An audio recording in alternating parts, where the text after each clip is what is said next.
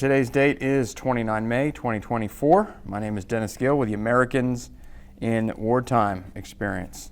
And I am in Wyckoff, New Jersey, and I've got the pleasure of speaking with Boyd Lowry. Did I say that right? Yes, you did. Perfect. All right. Thank you, sir. I appreciate you taking some time to tell us your story. Great. You could just start by telling us who you are. Where were you born? Where did you grow up, go to school, that kind of thing. Well, I grew up in Ridgewood, which Okay. is the neighboring town. Okay. And, went to high school at Ridgewood High School and drove all around this area, I guess. As a kid growing up. Yeah, yeah. But I struggled in school. And in life, we kind of try and figure out what we're going to do. Right. And so went and, I always intended to go to college, but it was a little harder. So I chose to go in the Marine Corps. Gotcha. Why the Marines? Oh, well, many reasons why the Marines. Really, I went and talked to a few of the other branches, and it was early entry, early joined. And so when everybody's looking for colleges, I was looking for something else. Yeah. And a lot of them didn't impress me. The Marines really put on a really good sales job. And it was great. They put out all these things I wanted, honor and respect and dignity, and said, which one of these you want? I'm sure out of the 12, any of the 3 I picked would have been the right answer. Yeah. But the guy dressed blues and everything, and I was just like, I want to be this guy. So I was fine with that. Yeah. And I signed up, open contract, early entry, and just said, this is my next step. Yeah. My father didn't really appreciate that, and he was a minister, so he wanted me to be a conscientious objector. And when the guy came to the door, I said, well, Dad, the guy's at the door.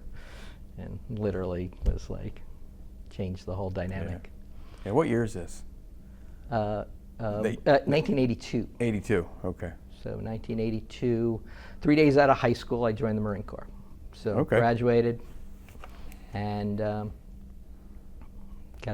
went down to the AFES in Newark and got on a plane and went down to Parris Island.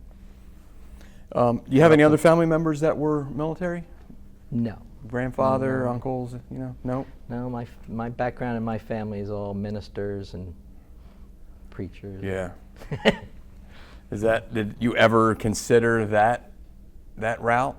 I'm sure your father, would have. My father was a missionary overseas. He served he was in Bangladesh and Pakistan. Yeah. And then he worked for Church World Service, National Council of Churches, and worked all over, taking care of the missionaries around the world. So he traveled quite a bit, and I saw this as an opportunity to travel and do something different. Yeah. So it kind of fit my goal, what I wanted to do. Right. And I wasn't ready for college or anything like that, so I wanted to do something different. And I really didn't care what I was going to do. So I went in open contract, and we ended up went to Parris Island and did boot camp, and I was the scribe, and they put me in kind of a category, and I was like, oh, okay, sure. And that was ups and downs in there, and boot camp it's a tough time. So and from there we went to Pendleton, and then I did my infantry training school there. And then from there they flew us all the way back to Camp Lejeune. And out of all the 265 of us that landed and went in line there were about 10 of us that went to 28 Echo, and 28 Echo was the unit that was just coming back from Beruit. And I had no intention of there being a war or a conflict when I joined, so this was kind of unexpected. And here I am in the unit that had just come back. So in the next 11 months or so, we trained and prepared. We trained and prepared for to go back to Beruit, and then so Echo Company. We train. We go out, we hike, we train, we practice, and that's all you do. So there was no time to go and study or learn anything. There was only infantry. Yeah. And I'd say probably the whole 4 years I was in, it was being in an infantry unit. So ground pounder grunt. That's what I did. Yeah. So you trained to go to Beirut. When do you actually go over there? So the story of that is we got on the ship, we were ready to go, we're going up the coast, and we're heading north to go south over to the Mediterranean. Mediterranean was 8th Marines theater, so that's where we were meant to be.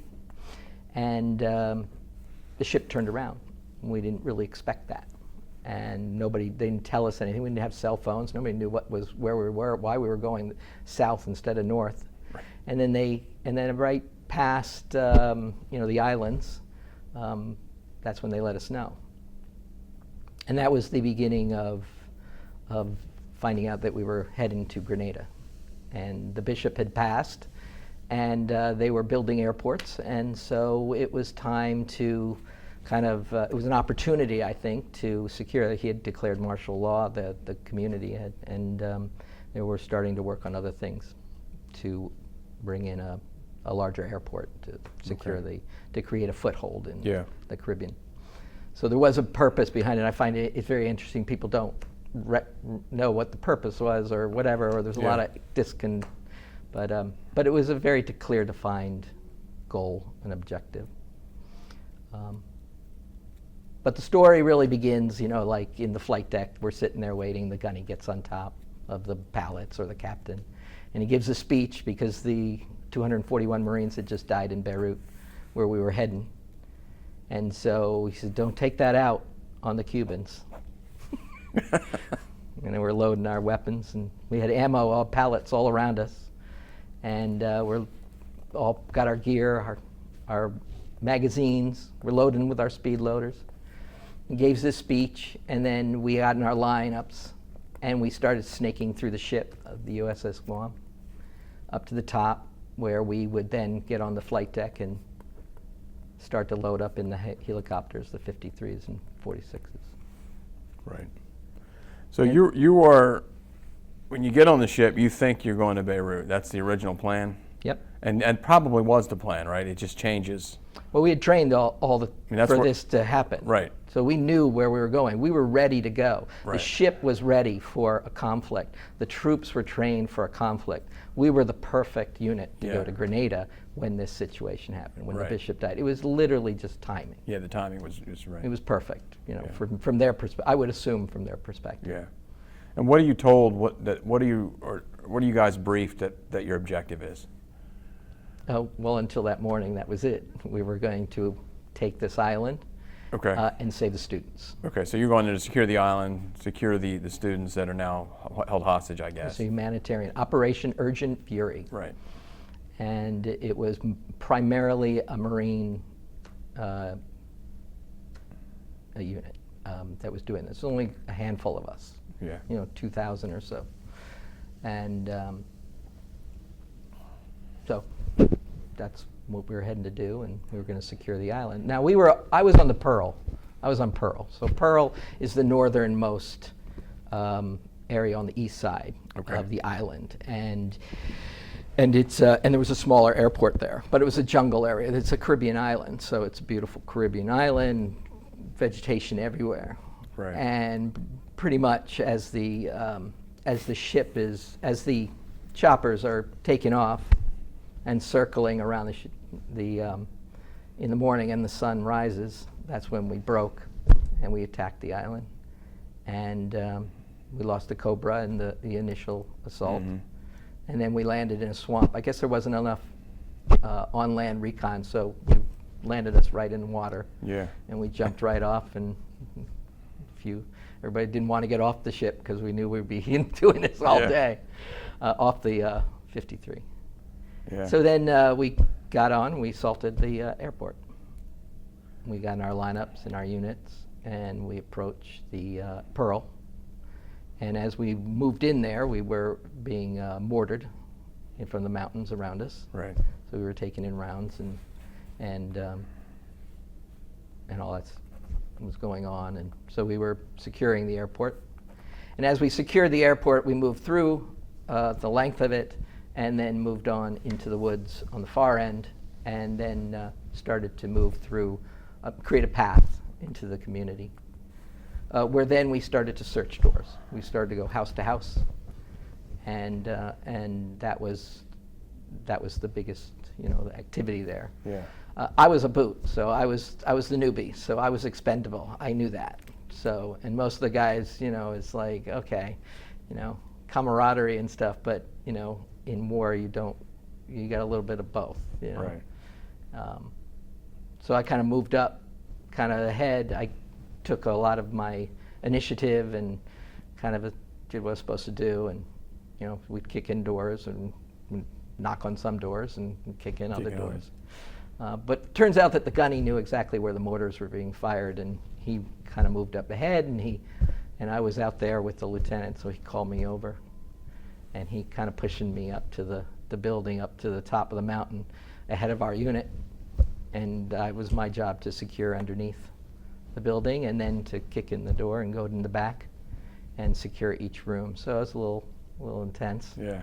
And I found Grenada to be true combat. It was really assault, and the whole week was securing this island. I mean, we drove into the mountains and sought out the Cubans, and we had a firefight in a couple situations.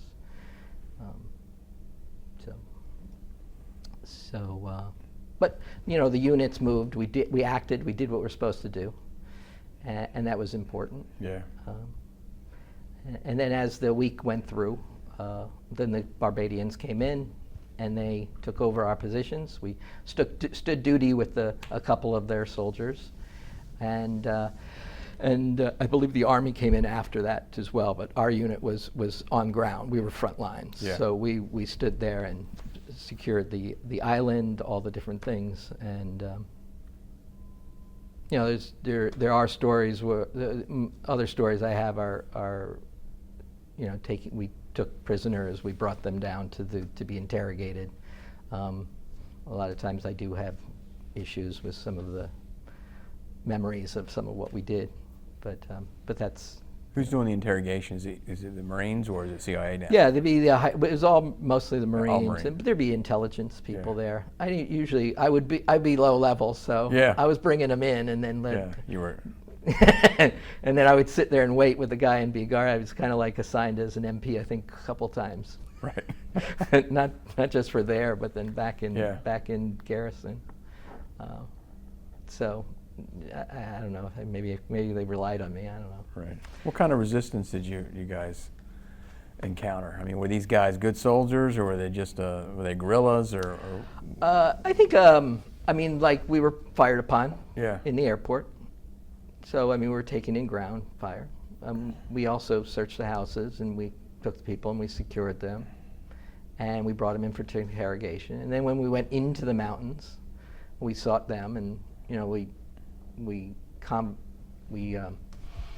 commandeered an airport bus and a truck or two, and then we drove up into the mountains and got trapped and kind of had to push one of the trucks over the side, and we all got in the magic bus. I call it the magic bus because we knew one grenade and we're all dead. Right.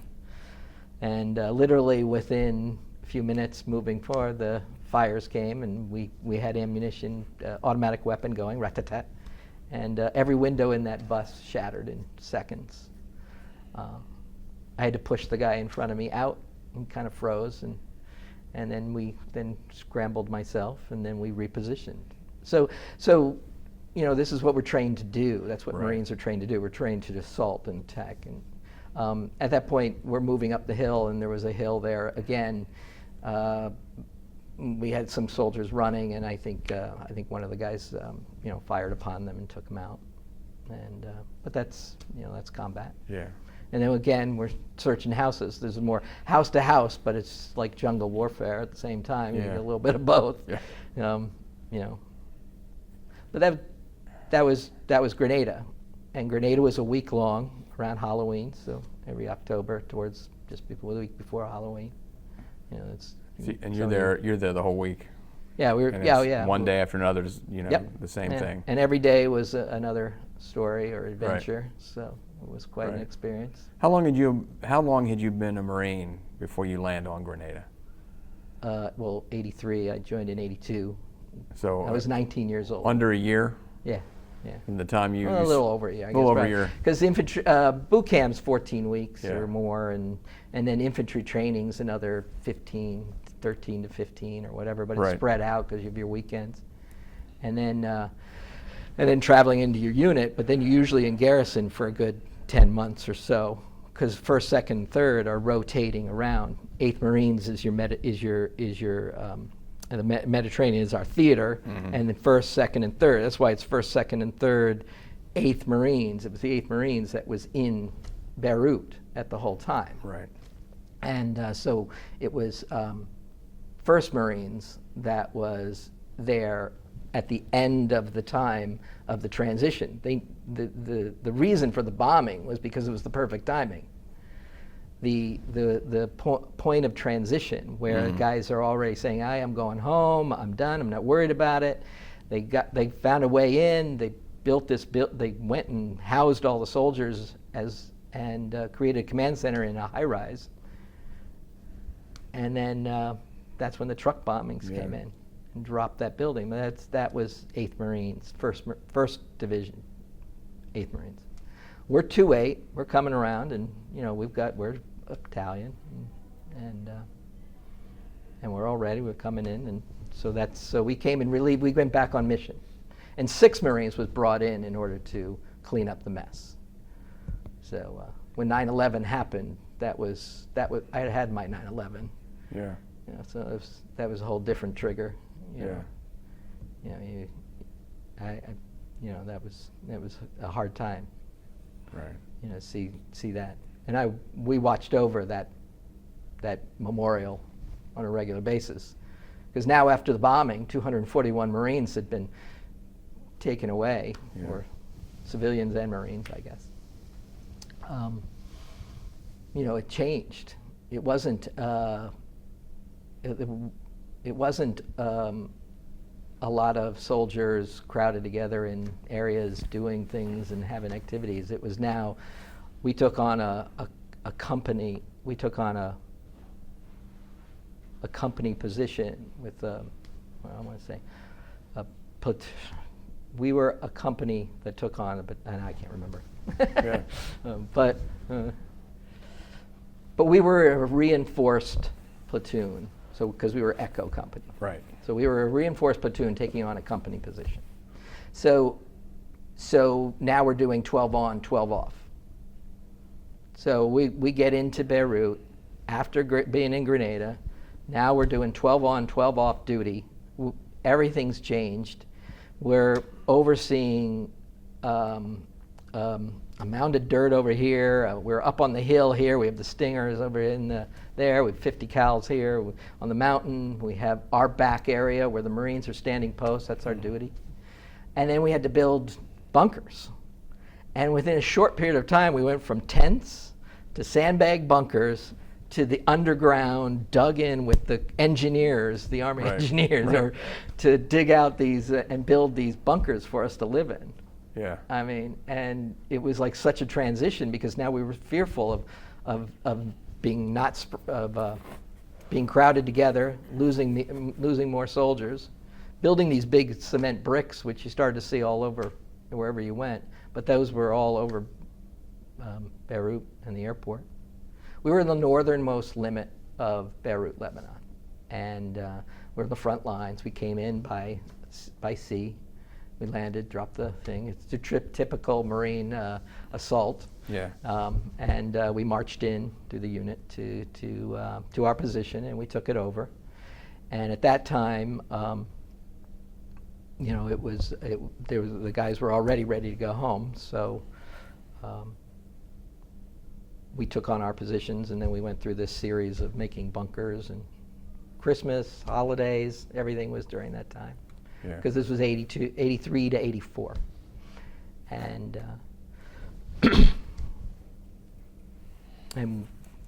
you would think all the different positions, all the different things that go through your mind, during that time, because we're standing duty, we're watching over the field, we have families that come out in these areas. You're wondering what's going on, you're trying to understand what's happening with the different factions. Yeah. So one thing about my father, he traveled the world. When I told him I was in Lebanon, he said, "Well, it was a beautiful country. It was the Yeah. multicultural center of the Arab community, where all faiths were all together and Yeah. they were living in harmony." And now this was that test, and he says, now we're back to where we have this collapse of that Yeah. idea and he had been there. I could get him to tell me his stories best when I could give him a country or a state or a place, Right. and I could match where I was traveling, where Yeah. he was visiting, where he had visited, I guess. So just to get my timing correct, you're en route to Beirut, but you're rerouted to Grenada. Yep. After you're in Grenada for about a week, and then you're back Back on the ship. back in the ship, back onto the original plan. Yep. And then you get to Beirut. What is the mission? Once you get to Beirut, now what is the mission? Well, Beruit is the Multi-National Peacekeeping Right, Force. so- It was all forces together in order to create a unified message to Yeah. create unity within. So when you go back to Beirut and you say, what was going on at Beirut? It was the Yeah. multicultural center of this, and here we've got the Druze, the Mols, all the different religious faiths Yeah. battling with each other. Fox was in downtown Beirut in the city. They were doing city combat right there. We were in the northernmost, living outside the airport. And like I said, we watched over like the memorial of the building that had bombed. We watched all the cities over here. I could see from one end to the other of where we were positioned. And Gulf was on one of the other outskirts, and they had taken the most losses, I believe. Yeah. But that was our mission, was to keep the peace, but we were supposed to represent that. It's funny, at a time like that we were told, you're not supposed to lock and load. Okay. Some of the things we train for and then don't do. Yeah, can't do it. But you're holding a position, and we were securing that. It was towards the end where during that whole period that our tour of duty that finally we took rounds into our perimeter, and that's when things changed. Yeah. And things had changed constantly. I mean, just the fact that we went from a casual kind of positioning to this, and it wasn't casual, but it was a unit with a lot of people not so concerned about every little step. Now we're like a little worried that we're going to lose more lives. Right. And Beruit was now just 12 hours on, 12 hours off. That's all we did, every day. And we had to create our bunkers, build our homes, everything to keep this secure place. And then every night you would sit there, you'd watch the stars, you'd see over this perimeter, this area, and you'd wonder what we doing here? Yeah. And we had great stars come and visit. We had Charleston Heston, Robert Conrad, Brooke Shields, Bob Hope. They all came to visit. It was kind of fun. But our mission was to keep the peace. It was the Multi-National Peacekeeping Force. Yeah. And but the peace broke when things got tricky around February, and that's when everything changed, and or in more severe way. And now we were underground, the wooden bunkers, and we were all coming up. And I actually had a tape recording, and so we were recording it. So it was funny. The doc comes over and he says, "Oh, okay, we have to figure out who's going to be a stretcher bearer, who's going to have to be prepared for this. Your positions are going to, you know your positions, but you may have to replenish." And we were like living out our worst nightmare, right there. And then we actually got on the hill, and we were all watching the cars and activity and trying to see, so we did what Marines do. Yeah. But, this was an arc of my my foundation of who I am, you know. Yeah. From the point in Grenada where I held a rifle to a man's head and brought him in for interrogation, the loss of my faith and the break, Yeah. to the perimeters coming in and the holding our rifles against other people as they lightly assaulted us, to then say, you know, accepting that that is my mission. The greatest thing that a soldier can do is truly to accept his own loss, you know, the loss of one's life. Yeah. Because that is what we're doing. We're sacrificing ourselves for others so that they do not have to. Right. And when you accept that, and you have strong faith, and you've accepted the loss, you know, you break that, but you must understand and reconcile that God has allowed that to be okay in some way. Yeah. And you ask for your forgiveness. So, man of faith, that's what I was taught. So I've always been strong in my faith, and this was vital to me in my mission. So in Beruit, that's after that whole kind of week of firing and rounds coming in, that's when Reagan declared to fire the New Jersey.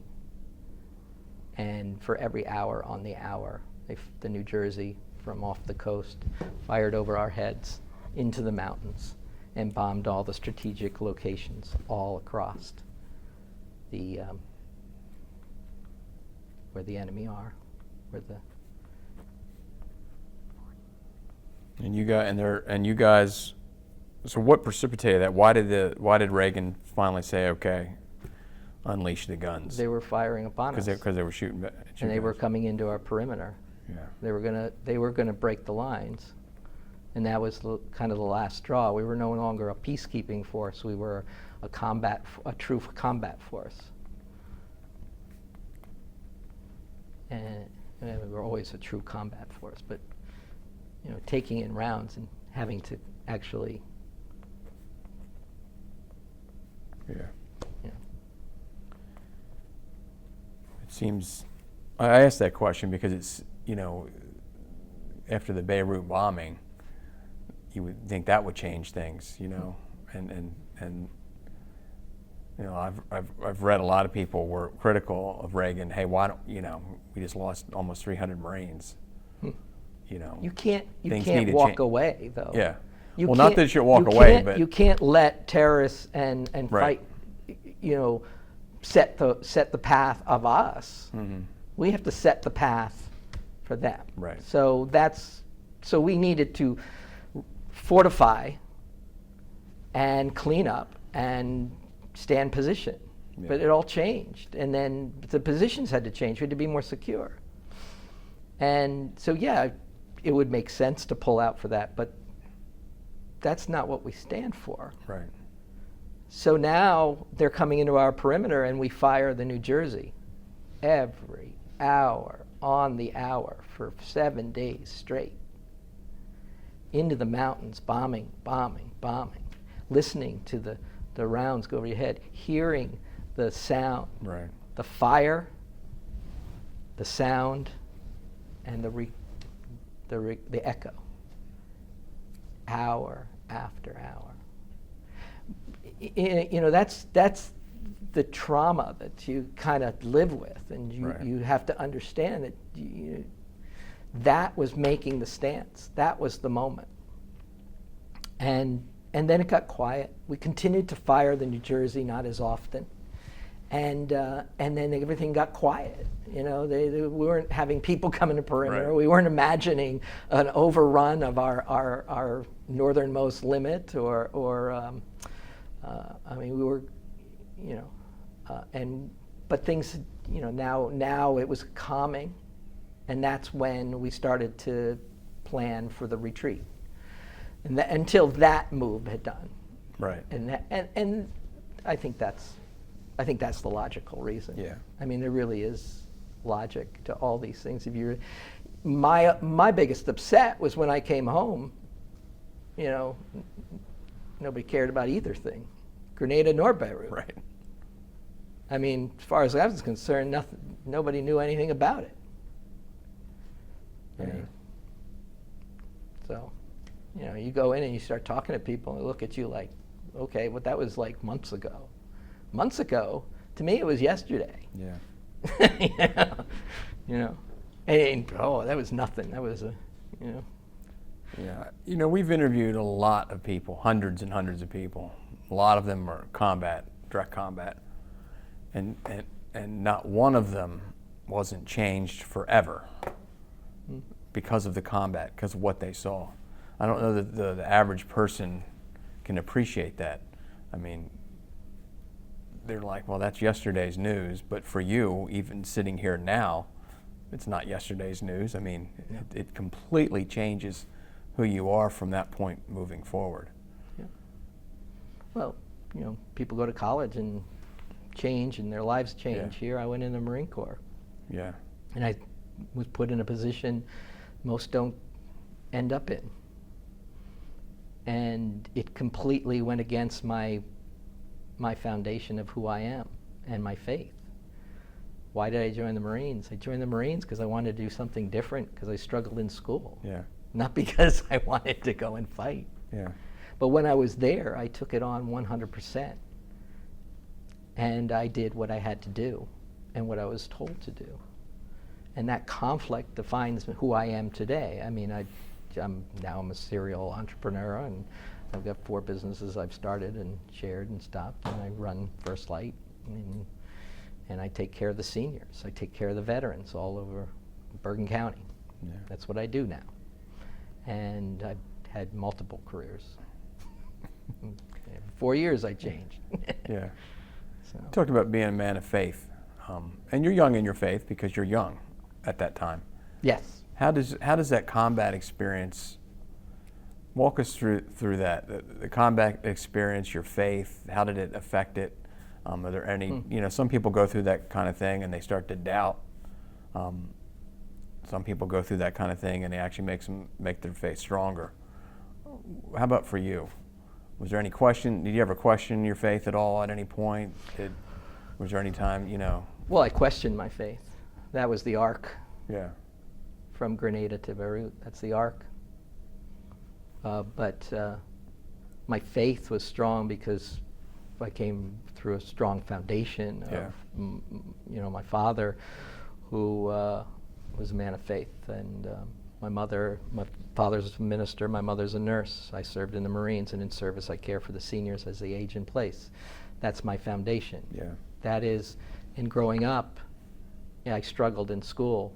I pulled out at 2nd grade and always kind of had a problem. I couldn't take any tests. I couldn't pass anything. So it was the church. It was Westside that I went to, and I created a bond within my church with my faith, with my faith leaders and ministers. I remember all the ministers. I remember their services, their sermons, and even the janitor where I worked at the church was a Lutheran minister. And it was like I believed tremendously in that. And today I teach the youth at my church. I worked at both of them, and that's important to me. Mm-hmm. But the break was, thou shalt not kill. And how do you reconcile that?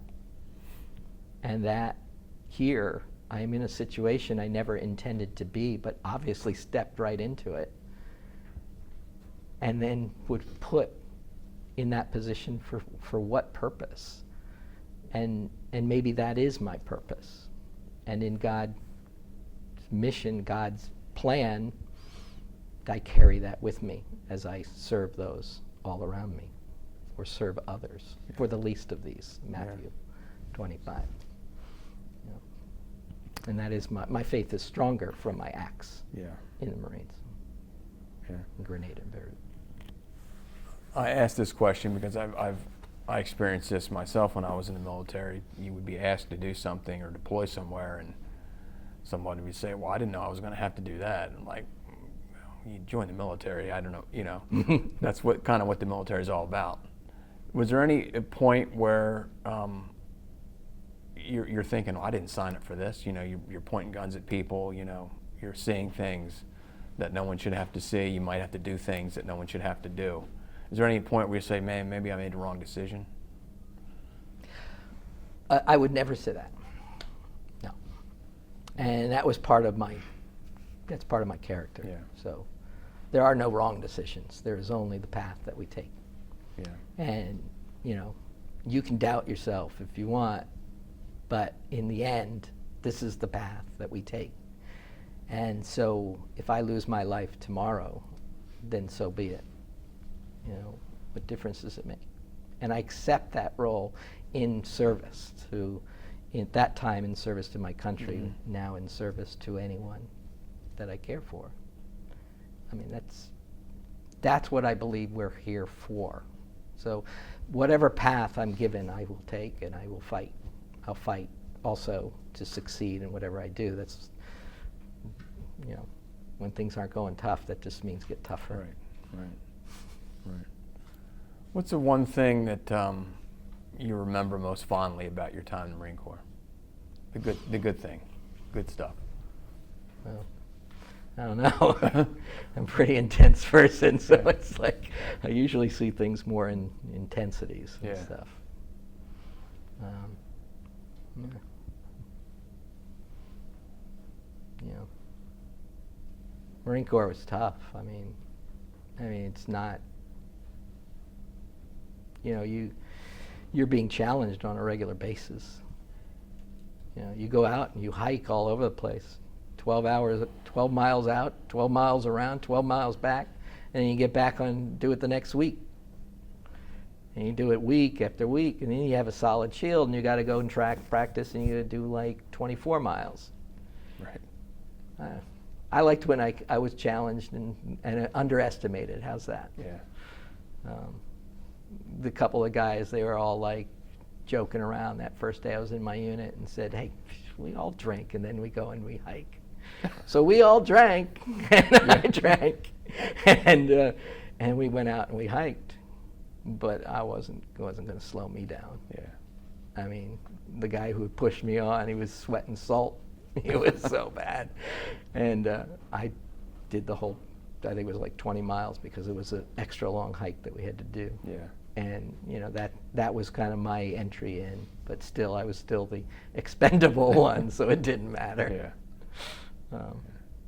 You ever keep in touch with the guys that you served with? Smiley was always my best friend, Garcia. He lives in Pharr, Texas, and he was always a good friend of mine. And Yeah. we stayed close for a little while, but it's hard for me to keep in touch. Yeah. There's a bunch of the guys that I think of them often, but not as I don't stay that Yeah. close. But that's partly me. Yeah. That's partly my frustration.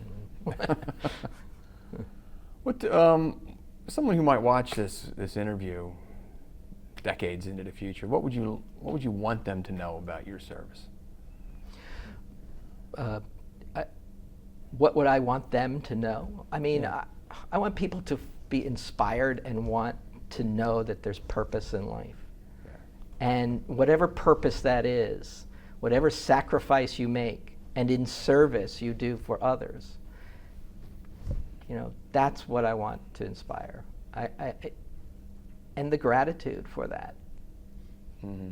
You know, have gratitude for those, not only those who serve in the military, but those who serve on a daily basis. Right. Integrity, honesty. I mean, those were the foundation of why I joined. Those are the foundation of who I am. That is what I carry with me each day. Inspire. Let somebody be inspired by that. Right. Yeah. Yeah. Good advice. Is there anything else you want to document? Anything else we haven't talked about?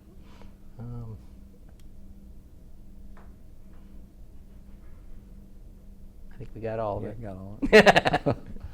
I got all my little stories. Yeah. So. Yeah. Well, sir, on behalf of the Americans of Wartime Experience, thank you very much for sitting down and talking to us, and thank you for your service, My which pleasure. continues to this day. Thank you.